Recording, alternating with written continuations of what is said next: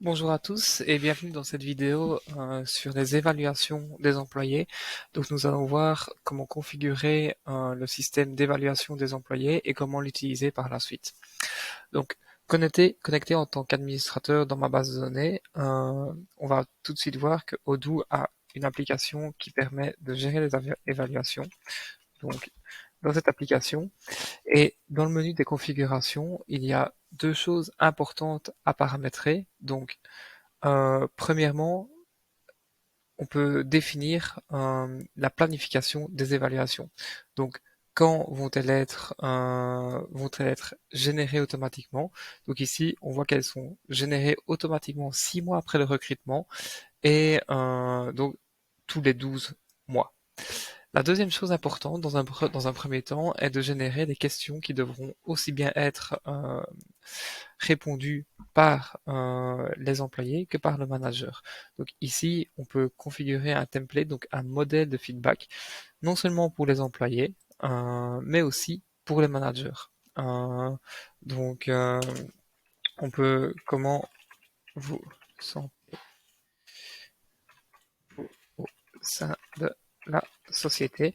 Donc je peux vraiment configurer mon template et mettre un certain style. Une fois que ces configurations sont faites, tout est en place pour pouvoir gérer les évaluations des employés. Il suffit d'attendre qu'elles soient générées par le système Odoo en fonction du paramètre défini, ou on peut également les générer de manière manuelle. Donc pour ce faire, il suffit de se rendre dans la fiche employé, et donc pour les employés, on peut définir une première évaluation si elle n'est pas générée automatiquement par le système manuellement. Donc on va en fait demander une évaluation pour Marc Demo, d'accord. Euh, et donc on va vraiment avoir ici, on va pouvoir définir ici spécifiquement pour cet employé-là aussi les questions qu'on va lui poser spécifiquement à lui s'il y a des questions spécifiques pour son job ou pour cette personne-là. D'accord. Donc on peut vraiment définir ceci. Les compétences seront visibles une fois que l'évaluation sera confirmée. Et on peut également prendre des notes. Donc une fois qu'on a défini l'évaluation, on peut la confirmer, d'accord. Et donc, comme je vous le disais, les compétences sont reprises depuis la fiche employée. Donc, si on va sur la fiche employée, ces compétences reprises sont les compétences qu'on peut voir ici de base, et on va pouvoir les faire évoluer. D'accord?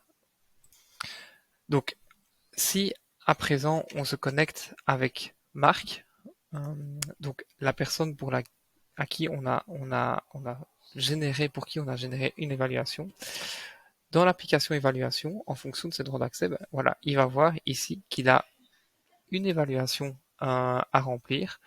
Euh, on va voir ici qu'il va avoir même une activité qui va se créer pour cette évaluation. Donc, il doit remplir l'évaluation, activité qui a été faite pour lui-même et pour le manager.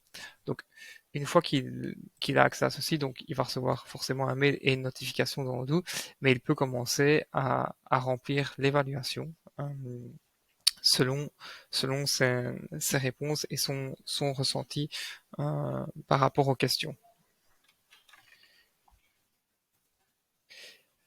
Au niveau des compétences, l'employé n'a pas le droit d'accès pour les changer lui-même. C'est quelque chose qui se fera en cours d'évaluation. Donc ici, une fois que le feedback, enfin que l'évaluation est remplie, on peut la marquer comme terminée. OK. Fait. Donc de retour en tant que manager, on va avoir de la même façon dans les évaluations. Forcément, on va avoir comment dire, des activités qui sont relatives aux évaluations ici, mais on va pouvoir retrouver toutes les évaluations ici. Donc en recherchant forcément euh, l'évaluation de marque, ici, je vais me retrouver avec des activités pour moi-même par rapport à marque. Et donc ici, je vais devoir faire en sorte de remplir du coup euh, mes feedbacks. Vous voyez qu'en tant que manager, pour l'instant, je ne vois pas le feedback de l'employé et vice-versa. Donc c'est uniquement au moment où l'évaluation va se lancer qu'on va pouvoir les mettre visibles, aussi bien le manager va pouvoir rendre visible le feedback pour l'employé que l'employé va pouvoir rendre visible le feedback pour l'employeur. Donc ici, si je réponds peu importe aux questions de l'employé qui ont été posées sur l'employé, je peux mettre ce que je veux, sauvegarder et je peux les rendre visibles pour l'employé au moment où euh, où l'évaluation doit être rendue publique ou au moment auquel je commence l'évaluation. Si maintenant je me reconnecte avec l'employé de cette façon-là, je peux aussi rendre visible l'évaluation que j'ai faite moi-même et donc à ce moment-là, je vois le feedback de mon manager. D'accord? euh, donc une fois que tout est fait, donc si je me reconnecte en tant que manager, je peux bien sûr prendre rendez-vous euh, en accédant directement au calendrier de mon collaborateur et fixer une heure de rendez-vous pour cette évaluation. Donc on va imaginer que l'évaluation commence. On va pouvoir non seulement évaluer les objectifs que j'avais définis l'année passée, donc ce sont les objectifs que j'ai définis pour cet employé. Ça peut être en cours d'évaluation ou au cours d'année. Donc je vais pouvoir repasser sur ces objectifs et les modifier si nécessaire. Prendre des notes, ajouter des notes par rapport à cet objectif, en créer d'autres ou en marquer certains comme étant faits et accomplis. Donc je peux vraiment avoir un historique des objectifs que j'ai donnés à mon employé, d'accord? Et je peux aussi forcément, en tant que manager, en cours d'évaluation, changer ou ajouter des compétences. Donc par exemple, imaginons que le niveau d'anglais de mon employé soit passé de B1 à C1 en cours d'année, je peux mettre un justificatif et sauvegarder. Je peux aussi forcément prendre des notes supplémentaires par rapport à l'évaluation, par rapport à l'employé, notes qui seront gardées et consultables d'année en année forcément.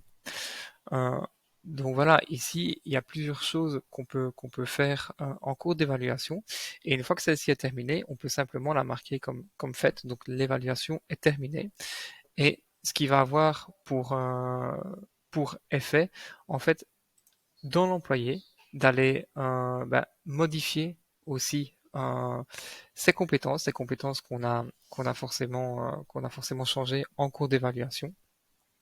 Les objectifs ont également été changés et la prochaine évaluation, donc la date de la dernière évaluation a été modifiée. La prochaine évaluation sera aussi générée automatiquement par le système. Donc voilà, on a vu comment on pouvait non seulement configurer le système d'évaluation en définissant un modèle par défaut et des dates d'évaluation par défaut, comment lancer et gérer des évaluations en fonction des droits d'accès et de qui sont les personnes qui doivent donner un feedback.